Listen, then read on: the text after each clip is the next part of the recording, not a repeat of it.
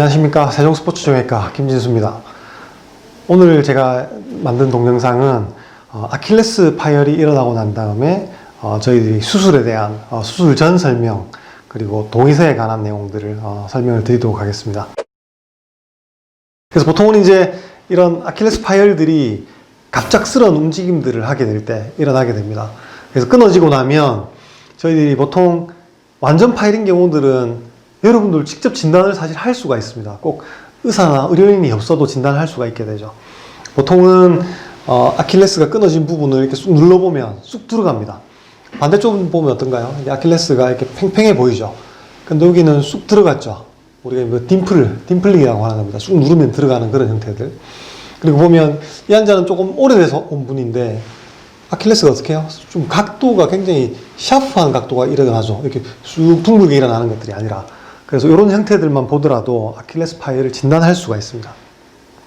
사실 뭐 아킬레스 파열이 일어날 때는 그런 얘기를 많이 합니다. 누가 뒤에서 발로 찼다, 혹은 누가 돌멩이를 던졌는데 그게 내 아킬레스에 맞아가지고 너무 아팠다, 근데 돌아보니 아무도 없더라, 이런 스토리를 가진 분들이 굉장히 많습니다. 그래서 그런 갑작스러운 아킬레스에 발생한 통증, 뭐 걸을 수가 없는 그런 상태, 한 발로 뒤꿈치를 둘 수 없는 경우, 그리고 이런 간단하게도 이렇게 아킬레스가 파열된 곳을 눌러보는 것 하나만으로도 이렇게 우리가 파열을 진단할 수가 있고요. 보통 이제 병원에 오게 되면 뭐 이런 식의 검사를 합니다. 이렇게 스퀴즈 검사라고 해서 짜보는 거죠. 아까 반대쪽은 짜니까 어때요? 아킬레스가 움직이죠. 근데 여기 짜면은 끊어졌으니까 발목이 움직이지가 않습니다. 그래서 이런 검사만 해도 완전 파열이구나 라고 하는 것들을 알 수가 있고요. 만약에 이런 경우라면 당연히 병원에 찾아가야 되겠죠. 근데 이런 것들이 좀 한 번씩 25% 정도의 실수가 있습니다.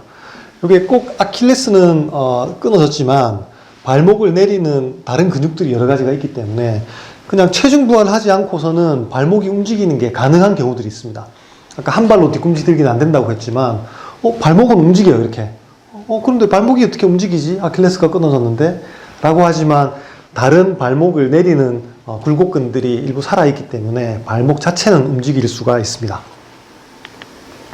그래서 이제 원인들은 보통 오버트레이닝, 이제 운동을 많이 하는 것들인 거죠. 그래서 보통 아킬레스 건염이 이미 발생해 있다가 그게 염증이 심해지고 퇴행화 변형이 심해지면서 아킬레스가 끊어지는 것들이 일반적입니다. 이제 물론 우리가 이제 그 스토리를 물어보면 저는 아킬레스 건염이 있었던 적이 전혀 없어요 라고 하는 환자분들도 분명히 있지만 사실은 자기가 체감하지 못했지만 아킬레스 건염이 일부 있었을 가능성이 높은 것으로 저희들이 이해를 하고 있습니다. 그리고 이제 아킬레스가 잘 파열된 이유는 이 아킬레스 끝부분이 이렇게 트위스팅이 되면 이 아킬레스 부분이 사실 짜지잖아요. 이렇게. 그렇게 되니까 혈액순환이 좀 잘 안 일어나는 부위입니다. 그래서 그리고 또 하필이면 그 혈액순환이 아래 위에서 내려가는데 거기가 딱 중간 부분이라서 혈액이 덜 가는 부위이기도 하고요. 그래서 이런 혈액순환이 조금 불리한 곳이기 때문에 아킬레스 파열이 잘 일어나고, 또 이런 일들은 평발이라든지 어떤 균형 감각이 부재하다든지 아킬레스가 타이트한 이런 경우들에는 더 혈액순환 장애를 일으키기 때문에 파열이 잘 일어납니다. 하지만 아까도 얘기해드렸지만 꼭 건염이다 이렇게 말할 수는 없고 좀 복합적일 수 있습니다. 그래서 원래 내재되어 있던 아킬레스 건염이 있는 경우도 있고, 굉장히 특이한 경우인데 키놀론 계열의 항생제들을 복용한 적이 있는 병력을 가진 환자들이 아킬레스건이 잘 끊어집니다. 그래서 키놀론은 보통 장염에 많이 쓰고 굉장히 광범위 항생제라서 사실 일반적으로 많이 사용하는 항생제들이거든요. 그래서 저런 항생제 병력이 있으면 저것도 원인이 될 수 있다 이렇게 얘기를 하고요. 그리고 이제 아킬레스 건염이 있을 때 치료에 저희들이 상당히 다양한 주사들을 사용하게 됩니다. 그 주사 중에서 특히 스테로이드라든지 아니면 리도케인 같은 어떤 마취약 제제들이 실제로 그 힘줄의 세포들을 죽이는 것들이 저희들이 알려져 있기 때문에 이런 주사 맞은 병력이 있는 환자들이 잘 끊어지게 됩니다. 옆에 사진을 제가 하나 보여드리면 이 뒤꿈치 쪽이 좀 이렇게 하얘지는 것들이 보이죠? 저희들이 화이트 패치라고 부르는데 이런 것들이 스테로이드 계열의 주사들을 맞으면, 특히 트리암시놀론이라고 하는 약간 하얀색 빛깔이 나는 주사들을 맞게 되면 이런 피부들이 투명해지면서 혈관들이 드러나서 이렇게 하얗게 보이는 이런 것들이 보입니다. 이런 일들이 있을 때 사실 파열들이 잘 일어나게 되기 때문에 스테로이드는 굉장히 증상이 너무 심각한 경우를 제외하고는 최대한 사용하지 않아야 되는 것들로 되어 있고요. 한 번씩 고열이 발생하고 난 이후에도 아킬레스 파열들이 보고가 되고 있습니다. 자, 그럼 치료는 이제 어떻게 해야 될까요? 아킬레스건이 이제 지금은 완전 파열된 것들에 대해서 얘기를 하고 있습니다. 아킬레스건 부분 파열들이 차라리 어떻게 보면 빈도는 좀 적죠. 보통은 종아리 근육 파열이라든지 뭐 족장근이라고 해서 아킬레스보다 조금 작은 근육들이 찢어지는 경우 많지만 사실 실제로 환자들이 느끼게 되는 그런 파열로 오는 경우들은 아킬레스건에 완전 파열이 많습니다. 완전 파열되면 우리가 발목의 힘이 굉장히 약해져 가지고 걸을 수가 없게 됩니다. 만약에 우리가 진단을 놓치게 돼서 2, 3개월 정도 지나게 되면 환자들이 달리기를 할 수가 없어요. 빨리 걸어갈 수가 없다. 계단 올라갈 때 한 발로 뜰 수가 없다라고 하는 그런 것들 오기 때문에 아킬레스건 파열이 나면 치료는 무조건 필요합니다. 그 치료가 칼을 대서 수술을 할 거냐 아니면 비수술적인 치료를 할 것이냐 여러 가지 두 가지로 지금은 사실 나눠볼 수가 있는 거죠. 지금 이제 제가 수술에 대한 내용을 설명드릴 거기 때문에 사실 수술의 장점과 이제 비수술의 어떤 장점 그 두 가지를 조금만 얘기를 드릴게요. 우리가 이제 비수술이라고 하는 것들은 뭐 아킬레스건은 수술해야 된다라고 알려져 있지만 비수술에 대한 치료 방법도 상당히 많이 알려져 있습니다. 만약에 나이가 좀 드시고 어떤 운동 능력이 필요하지 않다 그리고 수술에 대한 합병증들이 더 위험한 그런 경우들에는 비수술적인 치료를 하시면 됩니다.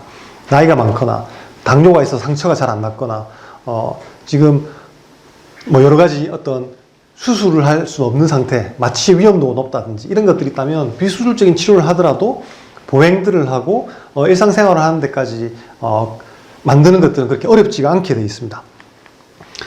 그래서 이제 보통 아킬레스건 파열의 치료에 수술적인 치료들을 적극적으로 해야 되는 경우는 젊고 운동선수인 경우들입니다. 그래서 이런 경우들에는 왜 그러냐면 1년이 지나더라도 근육의 파워들이 비수술군보다 수술하는 분들이 우수하게 되고 좀 더 빠른 재활들을 일으킬 수가 있기 때문에 이런 분들은 수술이 좀 더 추천이 되는 거죠. 그래서 이제 우리가 보통 아까 비수술하고 비교를 한다고 했는데 만약에 비수술적으로 한 경우에는 근력의 파워가 조금 일부 감소하게 됩니다. 굉장히 적극적으로 재활치료를 하고 했더라도 최소 10% 이상의 차이가 나게 되고 어떤 운동선수들이 분초를 다투는 경기를 하는 선수라면 그 기록을 깨기가 힘들어집니다. 그리고 이제 수술하면 보조기를 착용하고 빠른 체중 부하를 하기 때문에 사실 근육도 덜 빠지게 되고 내가 가지고 있었던 어떤 균형 감각이라든지 능력들을 덜 잃게 되기 때문에 수술의 장점이 되는 거죠. 어쨌든 하지만 최근에는 여러 가지 논란들이 있습니다. 수술하지 않은 분들에서도 이제 재파열률들이 옛날만큼 높지 않다 이런 보고를 보이고 있죠. 하지만 일반적으로 알려지기는 수술한 분들이 재파열률이 더 떨어집니다. 4% 정도 되고 비수술한 경우에는 10에서 한 12% 정도가 재파열이 되기 때문에 재파열이 두려운 경우에는 수술들을 시행하는 것들이 좀 낫겠죠. 그럼 무조건 수술이 좋은 게 아니냐? 이렇게 얘기할 수 있지만 조금 나가서 얘기 드리면 합병증 파트에 가면 수술한 분들이 은근히 합병증들이 더 많습니다. 그래서 비수술적인 방법은 그런 것들이죠. 우리가 처음 환자들이 왔을 때는 우리가 이제 기부스라든지 이런 바코패드라고 하는 이런 각도를 조절할 수 있는 것들을 가지고 아킬레스 힘줄이 나을 때까지 보존적 치료를 하게 됩니다. 보통은 각도를 이렇게 바닥으로 내려서 아킬레스 끊어진 곳이 이렇게 서로 접촉이 일어날 수 있도록 만들었다가 이런 것들을 조금씩 통기부스를 올리면서 이렇게 치료를 해가지고 아킬레스가 부착하게 만드는 것들이 일반적인 치료입니다. 그래서 근데 우선 비수술적 치료를 할 수 있을 경우는 병원에 좀 빨리 와야 돼요. 아킬레스 파열이 일어났다고 하면. 왜냐하면 이 아킬레스가 끊어지고 난 다음에 이게 늘어나 있는 상태가 오래되게 되면 이게 발목을 움직이더라도 그 끝단들이 서로 와서 잘 붙지를 못합니다. 그래서 지금 독일 쪽이나 이런 데서 얘기하기는 24시간 이내에 고정을 시작해라.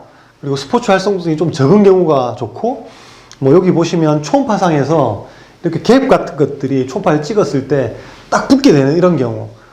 그래서 우리가 통깁스를 해서 약간 내려가지고 깁스를 하게 되면 그 아킬레스 힘줄이 딱 서로 부착되는 이런 경우들이 비수술적인 치료에서 경과가 더 좋다라고 얘기를 하고 있습니다.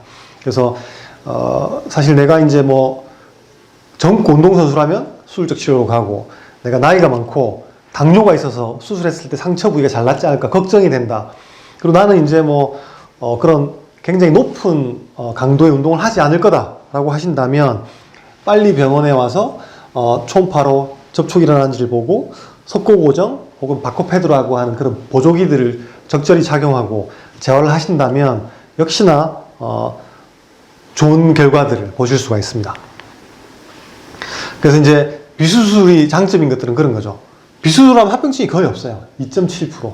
근데 이거는 이제 아까 재파열이라고 하는 것들을 이제 제외한 부분이라서 뭐 상처가 문제가 된다든지 어떤 뭐 기부수에 어떤 기부사고 난 다음에 문제가 생긴다든지 그런 것들을 생각하는 거기 때문에 굉장히 낮게 책정이 되어 있습니다. 근데 수술은 34% 정도의 합병증이 있습니다. 굉장히 엄청난 빈도죠. 10명 중에 3명이 합병증이 생긴다니 그럼 수술은 나쁜 게 아니냐라고 할 수 있지만 아까도 얘기했지만 주요 합병증들은 빈도는 그렇게 높진 않고 흉터라든지 뭐 상처가 조금 빨갛게 부었다든지 뭐 가벼운 염증이 생겼다든지 이런 합병증들을 포함하면 합병증들이 은근히 많습니다. 그래서 이제 비수술하는 방법들은 24시간 이내에 이런 보조기들을 착용을 해야 되고 저희들이 이 보조기를 점점 내려가면서 초음파에서 어떤 아킬레스가 끊어진 것들이 있는지 없는지를 계속 꾸준하게 봐서 이렇게 슈퍼바이즈 매주 오게 만들어서 환자들을 보면 재파열률은 4% 이내로 떨어진다라고 최근에는 보고가 되어 있습니다. 수술은 예전에 이렇게 쫙 째고 이렇게 수술했습니다. 뭐 개방성 절개술이라고 하죠. 장점은 끊어진 부분을 정확하게 우리가 볼 수 있습니다. 이렇게 끊어졌구나. 좀 지그재그로 끊어졌네. 그러면 이렇게 붙여보자. 뭐 이렇게 해서 굉장히 다양한 형태들로 끊어진 끝단을 완벽하게 보고 봉합을 할 수가 있습니다. 그래서 단단하게 봉합할 수도 있죠. 그러니까 재파열도 떨어지는 겁니다. 그런데 안타깝게도 절개가 넓잖아요. 아까 얘기했듯이 여기 혈액순환이 잘 안 되는 부위예요. 그러니까 이제 저기에 저런 절개가 큰 경우에는 합병증들이 좀 자주 생긴다 그런 겁니다. 그래서 이제 코비 브라이언트 사진인데요. 뭐 수술한 창상이 뭐 거의 한 15cm, 20cm 정도 되죠. 막 이렇게 복합적으로 찢어지면 저렇게 크게 열어서 이렇게 뭐 수술을 하게 되는 경향들이 있고 이런 봉합 방법들은 사실 굉장히 다양하게 발전되어 왔습니다. 뭐 이렇게 뭐 지그재그로 돌리는 방법, 뱅글 돌리고 실을 엮고 돌리고 엮는 이런 크라코어 방법 이런 걸 돌렸다가 아킬레스가 끊어진 부분에서 막 이렇게 실밥이 생기니까 그거를 저 뒤로 옮겨서 하는 기프트 박스라고 하는 방식들 다양한 봉합 방법들이 복원은 되어 있고 이런 봉합 방법들이 사실 중요하기보다는 아킬레스 끊어진 요 부위에 들어가는 실의 개수가 더 중요한 걸로 이렇게 보고가 되어 있기도 합니다.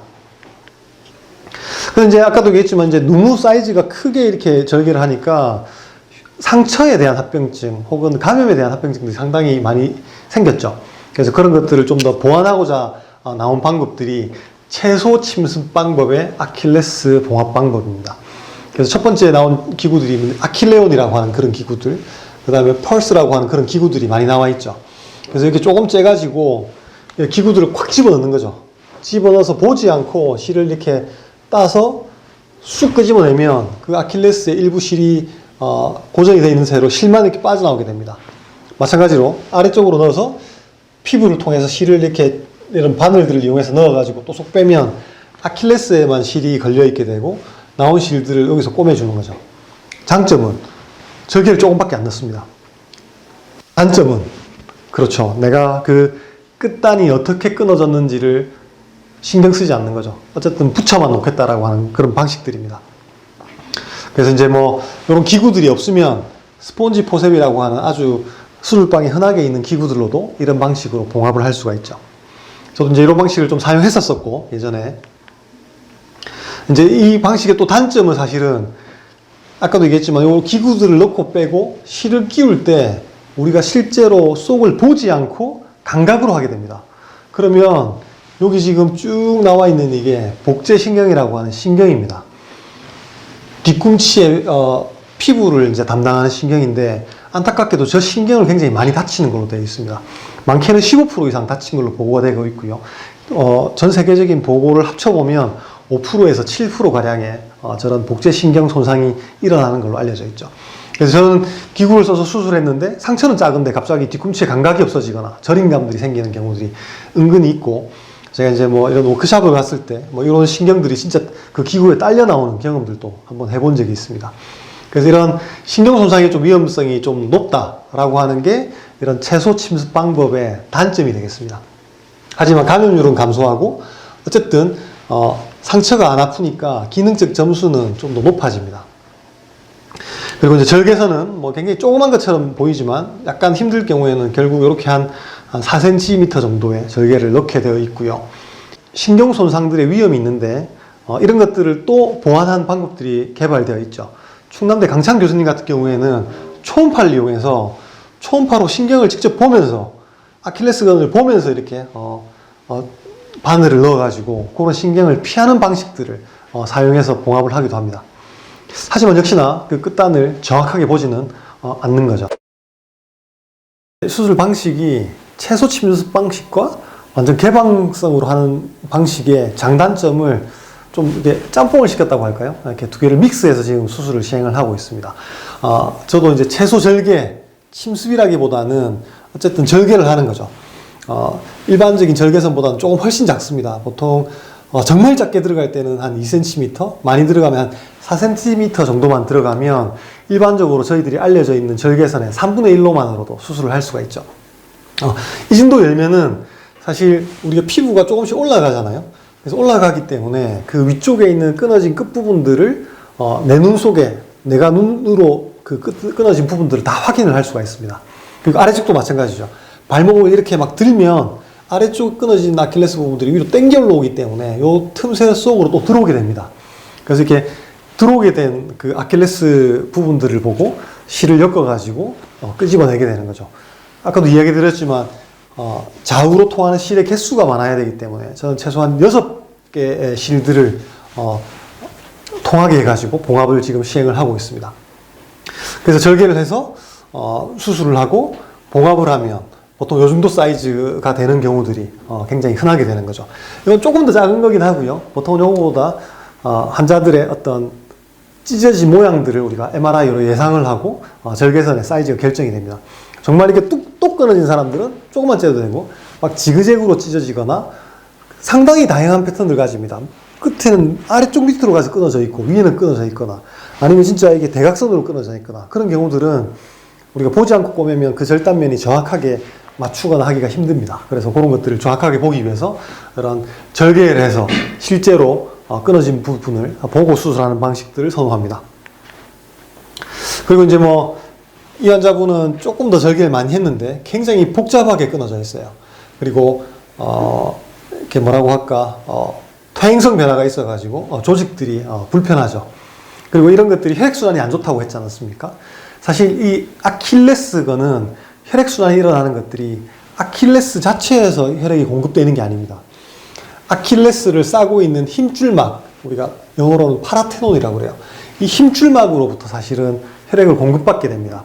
근데 이제 채소 침습, 미니멀 인베이시브 방식들은 보지 않고 꼬매버리기 때문에 이 힘줄막들이 정확하게 봉합됐는지를 확인하기가 좀 쉽지 않죠. 그래서 저는 항상 요거 이제 뭐 조금 보기 싫은 분도 있겠죠. 네, 근데 여기 보면 이렇게 아킬레스를 제가 봉합한 상태고요. 그걸 싸고 있는 이런 빨간 막들이 있습니다. 이게 보통 저희 수술을 1주, 2주 이내 하면 이런 막들이 살아있거든요. 이런 막들을 이 아킬레스를 다시 감싸줘가지고 이렇게 깨끗하게 감싸주게 저희들이 봉합을 해줍니다. 그럼 아킬레스가 끊어졌던 그 부위, 그 다음에 뭐 퇴행성 변화가 있는 그런 부위들이라고 하더라도 혈액순환을 증가시킬 수가 있고, 그리고 이런 막들을 정확하게 꼬매놓으면 피부랑 이렇게 달라붙지가 않게 됩니다. 그래서 어떤 피부에 생기는 어떤 태그 같은 이런 것들이 생기지 않기 때문에 그런 합병증들도 줄일 수가 있고 좀 더 혈액순환을 좋게 만들어서 더 잘 붙일 수 있는 그런 것들이 있는 거죠. 그래서 이제 뭐 옛날에 오픈 방식이 이제 이 정도로 굉장히 크다면 제가 하는 수술 방식들은 작게는 2cm, 조금 길면 4cm 정도인데 1년이 지나서 오면 거의 흉터가 표가 나지가 않습니다. 그래서 아킬레스 건 수술하고 흉터가 크다고 이렇게 뭐라 하시는 분들은 없는 것 같고요. 근데 이제 지금 보여드리는 것들은 흉터가 좀 깨끗하게 나은 경우들이지만 합병증들로는 어떤 흉터 합병증도 상당한 부분이 있다는 거 좀 이따 얘기를 드리도록 하죠. 그래서 이제 아킬레스 파열이 되면 보통 MRI상에서 이렇게 끊어진 것들이 정확하게 보이죠. 그래서 이제 이런 사이즈를 보고 수술 방식을 결정하고 수술을 하게 되면 저희들이 보통 MRI를 다시 찍고 나면 이렇게 아킬레스가 실제 부착이 되어 있는 것들을 보게 됩니다. 끊어진 것들이 이렇게 붙어 있게 되죠. 근데 보면 어때요? 이 아킬레스 건점이 있는 것도 지금 보입니다. 왜냐면 이게 이렇게 보면 아킬레스 좀 까만 색깔인데 지금 저희들이 이 T2 음영에서는 이렇게 아킬레스 자체로 색깔이 하얀색이 들어가 있으면 이게 이제 퇴행성 변화가 있고 아킬레스 건점이 있다고 이제 우리가 보는 거거든요. 수술하고 나서 보면 어때요? 꼬맨 부분보다 좀 당겨준 이런 부분들이 하얀색이 남아있죠. 의미는 우리가 아킬레스건 파열을 수술을 했다고 하더라도 여러분들은 아킬레스 건점이 있는 상태인 거죠. 그래서 이게 재활이 굉장히 중요하고 아킬레스건이 붙고 난 다음부터는 아킬레스 건점에 대한 재활이 사실은 필수적이다라고 하는 것들입니다. 그래서 저희들이 어떤 시기에 따라 가지고 아킬레스 근육을 키우는 방법, 종아리 근육을 키우는 방법, 그리고 하체 근육을 키우고 밸런스를 키우는 방법, 그리고 아킬레스에 도움이 되는 스트레칭 방법들을 배우셔서 그런 것들을 꾸준하게 하셔야 되는 거죠. 그래서 이제 우리가 이제 수술하고 나면 저런 것들을 이제 확인을 하고 수술 이후에 이제 합병증들이 이제 은근히 아킬레스건 많이 있습니다. 아무리 제가 수술을 잘해도 아킬레스건은 주요 합병증이 1% 이상 있게 되고 작은 합병증은 10%까지 생기게 됩니다. 그래서 그런 것들이 생기면 저희들이 그런 것들을 또 치료를 해드려야 되겠죠. 주요 합병증은 재파열입니다. 재파열도 있습니다. 이런 것들이 사실 이유는 저는 이게 퇴행성 변화가 심한 아킬레스 건 파열인 경우들이 재파열, 재재파열이 좀 많은 것으로 생각이 되고, 그리고 또 한 번씩 보면 재파열 됐을 때 막 고개 이렇게 푹 숙이고 들어요. 어제 뭐 술 먹고 제가 넘어졌습니다. 뭐 이런 형태들. 아니면 뭐 지하철을 타는데 그날 비가 하필 왔는데 지하철 마지막 계단에서 못 보고 미끄러져 넘어졌다. 두 번째는 또 많은 게 아까 샤워 얘기 자꾸 하잖아요. 샤워하다가 실수해서 미끄러졌다. 뭐 이런 형태들로 재파열들이 많이 일어납니다. 그래서 그런 어떤 그런 실수들을 줄여야 되고 그 위의 것들은 우리가 보면 아까도 말했던 퇴행성 변화기 때문에 이후에 아킬레스 건점에 대한 재활도 충분히 하셔야 되고 저도 수술을 당연히 집중해서 해야 되겠죠. 저도 수술하는 방식들은 아까 보여드렸던 방식 중에서 그 끊어진 끝단에 따라 가지고 기프트 박스든지 크라코라든지 뭐 이런 여러 가지 방식들을 굉장히 다양하게 끊어진 끝을 보고 더 정확하게 연결할 수 있도록 노력을 하게 됩니다. 그리고 이제 힘줄이 좀 늘어나는 경우들이 생겨요. 이게 힘줄이 이제 우리 꼬매 놓으면 그 수개월이 지나면 아킬레스가 조금 늘어나는 경향들이 있습니다. 그래서 지금 여러 가지 이제 우리 익스퍼트 의사들이 얘기하는 게 정상보다 조금 더 밑으로 가게 꼬매라는 거예요, 이게. 그래서 제가 수술방에서 여러분들의 발을 뭐 비교해 봐가지고 딱 펴면 요런데 수술한 곳 쪽을 조금 더 올려서 꼬매는 이런 경향들을 가지고 있고 그렇게 꼬매려고 노력을 합니다. 보통 늘어나가지고 그게 정상화되기 때문이죠. 처음엔 좀 뻣뻣하고 한 4주 차에는 선생님 발목이 잘 안 올라가요. 뭐 이런 얘기도 합니다. 근데 그런 분들이 대부분 다 3, 4개월 지나면 잘 올라가게 되고 혹은 더 올라가게 되는 경우도 생기는 거죠. 그게 이 얘기입니다. 만약에 더 올라가게 되면 어떻겠어요? 아킬레스가 늘어난 거기 때문에 그 파워가 떨어지게 되죠. 그래서 이제 그런 것들도 우리가 이제 이런 합병증이라고 보고 있고 이런 경우들은 재활을 좀 더 해야 됩니다. 이제 사실 제일 무서운 게 감염이에요. 감염. 이제 아킬레스 혈액순환이 안 좋기 때문에 어떻게 보면 항생제도 좀 잘 안 들어가고 피부가 치유되는데도 시간이 오래 걸리기 때문에 감염들이 생기는 게 가장 문제입니다. 뭐 이렇게 뭐 상처가 조그맣게 생기는 이런 것들도 있지만 아주 심각한 감염들도 있기 때문에 그런 경우에는 병원에 최대한 빨리 오셔야 됩니다. 수술한 상처 부위가 가렵거나 뜨겁거나 뭐 진짜 빨갛게 달아오르거나 붓거나 하는 경우가 있으면 예정된 외래 날짜가 아니더라도 병원을 찾으셔야 합니다. 뭐 상처가 낫지 않는 경우도 있고 좀 켈로이드성 체질이라 가지고 켈로이드가 생기는 문제도 있습니다. 제가 수술한 선수들 중에 기억나는 선수들이 이런 게 몇 명 있어요. 이게 이제 신발을 좀 약간 높게 신어야 되는 그런 종목인데 거기에 켈로이드가 생겨버린 거죠. 그래서 그게 신발을 정확하게 낮은 신발은 되지만 뭐 스케이트라든지 이런 신발들 신을 수가 없어서 운동을 좀 잘 못하지 했던 그런 기억들이 있습니다. 그래서 이제 중간 정도들이 신경의 문제, 상처의 문제, 그리고 뭐 흉터가 달라붙는 그런 경우들도 있습니다. 이렇게 흉터가 좀 달라붙어서 이렇게 막 찌글찌글 되는 이런 경우들이 있죠. 뭐 저희들이 뭐 좀 잘라가지고 떼줄 수도 있지만 또 재발하기도 하고 막 그렇습니다. 뭐 통증은 없지만 저런 것들은 미용적으로 굉장히 불편하죠. 요런 경우 얘기하는 겁니다. 이제 뭐 만약에 딱지가 있는 주변에 이렇게 빨갛게 달아오르면 병원에 그때 바로 오세요. 그때는 딱지 떼고 우리가 항생제 쓰고 해서 쉽게 나올 수 있는 경우도 있습니다. 근데 좀 늦어지거나 하면 진짜 심각한 문제가 일어나서 신부 감염이 생기거나 재파일이 일어나거나 하는 일들이 생길 수가 있죠. 만약에 저런 신부 감염증이나 재파일이 일어나면 저희들이 뭐 엄지발가락 힘줄을 이전하던가 이런 염증들을 제거하는 방식들, 항생제를 사용하는 방식들을 이용해서 여러분들을 치료하게 됩니다. 그래서 이제 뭐 아킬레스가 아니라 그냥 일반적인 수술 합병증들은 뭐 쇼크, 신경, 혈관 손상의 1% 이내, 그 다음에 신부정맥혈전증이라든지 색전증, 신부전, 간부전, 심근경색, 협심증, 뭐 구획증후군, 세균감염, CRPS 등등등과 같은 어떤 저희 의료진들이 어떻게 할 수 없는 불가항력적인 이런 합병증들이 있을 수도 있습니다. 그래서 아킬레스건 파열의 이제 수술의 결과는 운동선수들은요 16%가 동일한 레벨로 복귀를 하게 됩니다.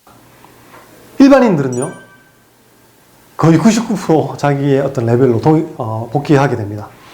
그리고 이제 보통 86%가 5개월 이내에 가고 5%가 7개월, 9%가 7에서 10개월 이내에 자기의 어떤 활동성으로 복귀를 하게 되기 때문에 짧다면 짧고 좀 길다면 긴 시간이 되지만 어쨌든 아킬레스건 파열 봉합수술 이후에 여러분들은 대부분 여러분 직장이나 운동에 복귀를 하게 될 겁니다. 이제 수술의 주의사항인데요. 보행은 의사의 허락이 필요합니다.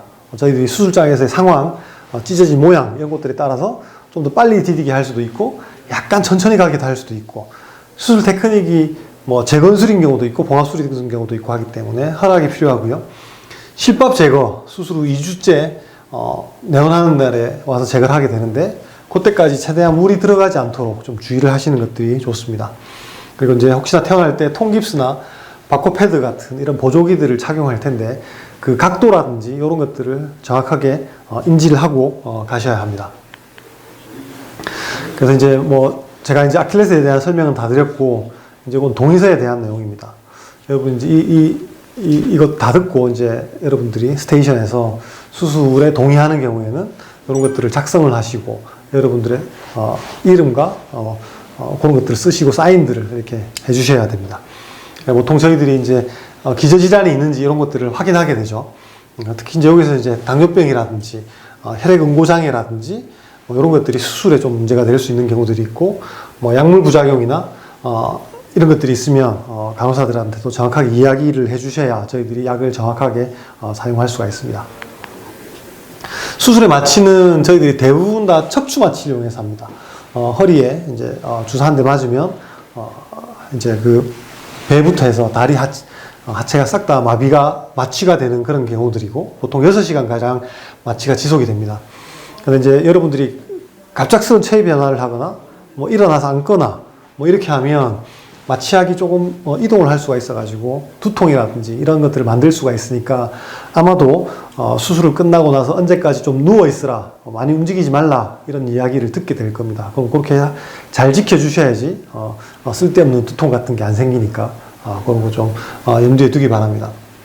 뭐 일부에서 대퇴신경 차단술을 하긴 하지만 그런 경우는 굉장히 드문 경우입니다. 이제 수술의 동의입니다. 이제 수술의 동의라는 것들은 이제 환자분들이 제가 이렇게 수술의 목적이나 효과, 과정, 합병증, 후유증에 대한 것들을 여러분들이 들었다라고 하는 것들을 확인하는 거고, 그리고 이제 수술로서 뭐 불가항력적으로 생길 수 있는 합병증이나 환자 특이 체질로 예상치 못한 사고가 생길 수 있다라는 것들을 이해했다. 그리고 이제 이 수술에 협력을 하고, 그리고 환자 현재 상태를 성실하게 고지하고 의학적 처치를 수술방에서 수술하는 방식들을 주치인 저에게 판단에 위임해서 수술하는데 동의를 한다는 것입니다. 그리고 수술 방법의 변경 혹은 수술 범위의 추가 가능성에 대한 것들을 의사에게 설명을 들었다라고 하는 것이고, 이런 것들이 있으면 제가 따로 설명을 드릴 겁니다. 만약에 여러분들이 여기 포함되지 않는 좀 더 특별한 그런 것들이 있다면 제가 당연히 추가로 구두로 설명을 드릴 거니까 그런 걱정은 하실 필요가 없게 되겠죠. 그리고 이제 집도의가 변경이 가능이나 사유에 대해서 들었다. 이런 것들도 사실 일어나지는 않는 일들이고, 저한테 도와주는 보통 저희 펠로우쌤들이 있으니까 저를 도와서 수술을 같이 참관하거나 뭐 이런 일들은 일어나게 됩니다. 당연히 수술은 제가 다 합니다. 그런 걱정 안 하셔도 됩니다. 그래서 이제 동의서 여기 보시면 날짜랑 쓰시고 환자분과의 관계 그리고 서명 같은 것들을 자필로 하시면 마무리가 되겠습니다. 그래서 뭐 저희들이 이런 동영상을 이렇게 찍는 이유가 사실은 이게 제가 설명을 하면 더 짧게 해요. 이런 영상을 만들어 놓으면 여러분들한테 적절한 정도의 어떤 지식들을 전달을 시키고 좀 중요한 부분이나 특별한 부분만 제가 좀 더 집중해서 설명을 드릴 수가 있기 때문에 이런 영상을 찍는 이유고요. 그리고 저희들이 이제 유튜브라든지 제 블로그에서 좀 더 디테일하거나 좀 더 운동손상에 관련된 것들을 많이 올리고 있으니까 그런 것들도 관심을 많이 가져주시면 감사하겠습니다.